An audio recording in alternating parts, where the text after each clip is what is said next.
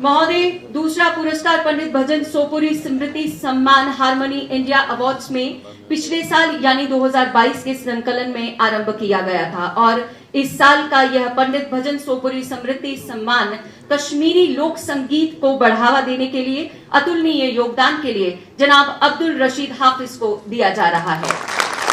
अब्दुल रशीद हाफिज एक ऐसे होनहार नौजवान हैं जिन्होंने गरीबी में अपनी पुश्तैनी कारीगरी का काम करने वाला मजदूर बनने से इनकार कर दिया क्योंकि इनकी वाबस्तगी संगीत से थी।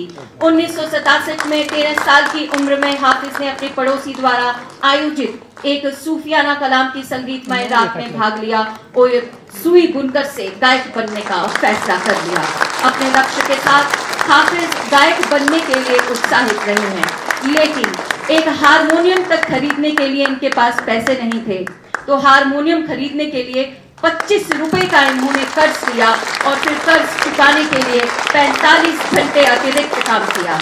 1979 में हाफिज ने रेडियो कश्मीर श्रीनगर के लिए एक ऑडिशन दिया और उन्हें बी क्लास गायक के रूप में चुना गया। अपने लगभग 5 दशक लंबे गायन करियर में हाफिज ने कई पुरस्कार और मान्यताएं प्राप्त की हैं। पुरस्कारों में शामिल हैं medical quorum award 1998, Bakshi memorial award 2007, Ahad Zargar award 2008, Raj Begum award, Ghulam Ahmad Sofi award, राज्य पुरस्कार 2014 और असम, मुंबई, शिलोंग, मद्रास में राज्य पुरस्कार। आज हारमोनी इंडिया ने इन्हें पंडित भजन सोपुरी स्मृति सम्मान प्रदान किया है। अगले पुरस्कार के लिए आमंत्रण देना चाहूंगी श्रीमती निरुपमा कोत्रू को।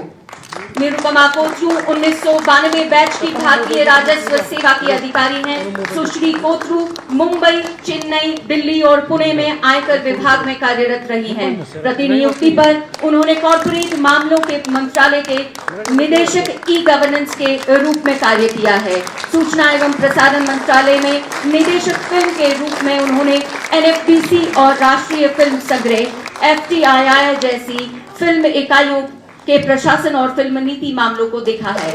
उन्होंने कान्स और बर्लिन जैसे प्रतिष्ठित फिल्म समारोहों में भारत की भागीदारी की अगुवाई भी की है और 3 साल तक IFFI गोवा का आयोजन भी किया है। संस्कृति मंत्रालय भारत सरकार में संयुक्त सचिव के रूप में उन्होंने साहित्य अकादमी, IGNCA, राष्ट्रीय नाट्य विद्यालय आदि जैसी प्रतिष्ठित राष्ट्रीय अकादमियों का पोषण और सुदृढ़ीकरण भी किया है। आज इन्हें हारमोनी इंडिया ने स्पेशल वुमेन अचीवर अवार्ड प्रदान किया है।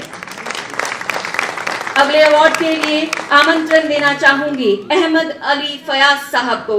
कश्मीर के बड़गाम जिले के रहने वाले अहमद अली फयाज 1980 के दशक में कश्मीरी भाषा के एक प्रमुख कवि और लघु कथाकार के रूप में उभरे। 1989 में कश्मीरी भाषा और साहित्य में ऑनर्स और मास्टर्स पूरा करने से पहले वे बाल्यावस्था से लेकर युवावस्था तक रेडियो कश्मीर श्रीनगर और दूरदर्शन केंद्र श्रीनगर से जुड़े रहे। सन 1994 में वे श्रीनगर में एक संवाददाता के रूप में कश्मीर टाइम्स में शामिल हो गए, किंतु उनकी पत्रकारिता शायद कंपनी की विचारधारा से द्वंद्व में रही। इसीलिए जून 1995 में वे कश्मीर टाइम्स के वैचारिक प्रतिद्वंदी डेली एक्सटेंशन में शामिल हो गए, जब ऐसा करना मौत को आमंत्रित करने के बराबर था। अपने करियर के सबसे चुनौतीपूर्ण वर्षों में फयाज ने 14 साल तक डेली एक्सटेंशन के लिए श्रीनगर ब्यूरो प्रमुख के रूप में काम किया है। बाद में द हिंदू के वरिष्ठ सहायक संपादक और अब स्वतंत्र रूप से काम कर रहे हैं। राजनीतिक और सांस्कृतिक रिपोर्टिंग उनकी ताकत रही है। फयाज लंबे समय तक विस्थापित पंडित समुदाय के लिए कश्मीर से समाचारों का एकमात्र विश्वसनीय स्रोत रहे हैं। आज हारमोनी इंडिया इन्हें श्रेष्ठ सम्मान प्रदान कर रही है। आप सभी महानुभावों का यह पुरस्कार वितरण करने के लिए हार्दिक धन्यवाद देना चाहेंगे। आप सभी के समक्ष आदर अनुरोध माननीय उपराज्यपाल श्री मनोज सिन्हा जी से कि वह अपने अवलोकन वाचन से हम सभी को कृतार्थ करें।